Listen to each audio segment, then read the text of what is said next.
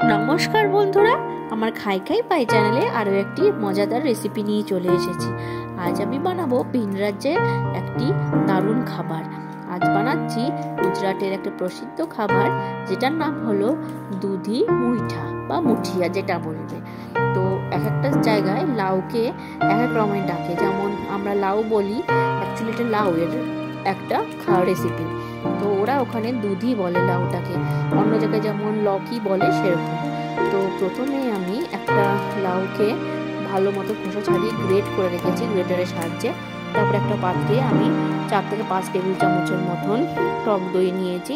তার মধ্যে 1 চামচ ধনে, 1 চামচ জিরে গুঁড়ো, 1 চামচ কাশ্মীরি রেড চিলি পাউডার, 1 চামচ গরম মশলা, আর অল্প 1 টেবিল চামচের মতন রিফাইন্ড অয়েল দিয়ে খুব ভালো মতন আমি এটা বেশ মাখিয়ে একটু পেস্ট বানিয়ে নেব।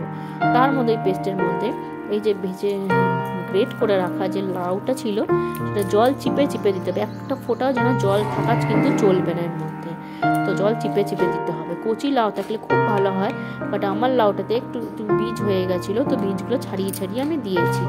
তার মধ্যে আমি দিলাম 1 টেবিল চামচের মতন আদা রসুন আর কাঁচা লঙ্কার পেস্ট দিয়ে, ওর মধ্যে দিলাম 1 বাটির মতন আমি এটা হচ্ছে আটা, যেটাতে আমরা রুটি খাই সেটা। বাট ওরা ওখানে কি করে জানো, বাজরা বা জোয়ারের আটাটা ইউজ করে। ওটা তো খুব ভালো, বাট এখানে তো পাওয়া যাবে না কোথাও, তার জন্য আমি গমের আটা ইউজ করেছি। আর দিলাম 2 টেবিল চামচের মতন বেসন আর 2 টেবিল চামচের মতন কর্নফ্লাওয়ার। ওরা এখানে কর্নফ্লাওয়ারের জায়গায় মাক্কির আটা দেয়, মানে ভুট্টার আটা। মাক্কির রুটি বেশি খায় ওরা, এইসব বাজরার রুটি জোয়ারের তো ওখানে ওটা পাওয়া যায়। তো এখানে আমি কর্নফ্লাওয়ার তার বদলে দিলাম। আর দিলাম স্বাদ অনুযায়ী লবণ আর 2 চামচের মতন চিনি দিয়ে, তারপরে 1 টেবিল চামচের মতো এরকম জোয়ানটা, যেটা জোয়ান অ্যাকচুয়ালি, সেটা খুব ভালো মতো হাত দিয়ে ক্রাশ করে ওটার মধ্যে দিয়ে দিলাম। দিয়ে খুব ভালো মতন এবার সবগুলোকে বেশ চটকে মেখে নেবো। বেশ যেমন করে রুটি বাকি সেরকম ওরকম একটা ডো তৈরি হবে রুটি মাখার মতন, তার থেকে একটু হালকা একটু পাতলা থাকবে, বাস এই মতন একটা ডো তৈরি করে নেবো মেখে। তারপরে এরকম একটা ছিদ্রযুক্ত একটা, তোমরা যদি প্লেটে করো খুব ভালো হয়, যদি প্লেট থাকে তোমাদের কাছে। আমার যে প্লেট ছিল না, ছিদ্রযুক্ত এরকম স্টিমার টাইপের, যেটা দিয়ে বাষ্প বেরোতে পারে স্টিমটা, সেরকম একটা পাত্রে ভালো করে তেল মাখিয়ে চারিদিকে আমি জল আগের থেকেই গরম বসিয়ে দিয়েছিলাম সসপ্যানে। তার উপরে মুঠিয়াগুলো দিয়ে ঢেকে দেবো সিমে 15 থেকে 20 মিনিট ঢেকে দিলেই রেডি। এটা একদম পুরো স্টিমে এটা অ্যাকচুয়ালি কুক হয়ে যাবে, কারণ বেসন আটা সবগুলোই তো কাঁচা রয়েছে, তো স্টিমে দিলে সবগুলো ভালো মতন কুক হয়ে যাবে। দিয়ে খুব ওখানে দেখো আমি গরম পরে আমি একটু ঠান্ডা করে নিয়েছি। ঠান্ডা করে দেখাচ্ছে পুরো লাউগুলো বোঝা যাচ্ছে কত সুন্দর। এটা গরমকালের জন্য তো খুবই ভালো, খুবই মজাদার। ওরা এটা কি করে জানো, এটাকে ওরা চায়ের নাস্তার সাথে খায়। এরকম টাইপের বানিয়ে ছোট ছোট করে রিং করে কেটে, তো ওটাকে ওরা তড়কা লাগায়, কারি পাতা সর্ষে ফোড়ন দিয়ে সাদা তেল দিয়ে বেশ ভালো মতন তড়কা লাগিয়ে একটু নাড়াচাড়া করে ওটা খায় চায়ের সাথে নাস্তা। তো আজকে আমি ওটা বানাইনি, আমি এটাকে দিয়ে এবার কারি বানাচ্ছি। তো দেখো আমি কেটে দেখালাম কত সুন্দর, ভিতরে লাউগুলো পুরো বোঝা যাচ্ছে কত সুন্দর। কচি লাউ হলে খুব ভালো হয়, যাতে একটাও বীজ না থাকে, একদম কচি থাকে, বেশ মোমের মতো গলে যায়, হলে তো খুবই ভালো। আমি তো কেটে রেখে দিলাম। এরপরে তেলে একটু তেল দিয়ে, তেলের মধ্যে একদম হাফ টিস্পুনের মতন একটু সাদা জিরে ফোড়ন দিয়ে এটা একটা পেস্ট বানিয়েছিলাম, আদা রসুন কাঁচা লঙ্কা পেঁয়াজ দিয়ে, পুরো নর্মাল পেস্ট হয়, সেটা দিয়ে খুব ভালো মতন কষে নেবো। তোমরা যদি এটাকে নিরামিষের দিনে বানাতে চাও তাহলে পেঁয়াজ রসুনটাকে অ্যাভয়েড করো, তার বদলে আদা চারমগজ পোস্ত দিয়েও করো, খুব ভালো লাগবে।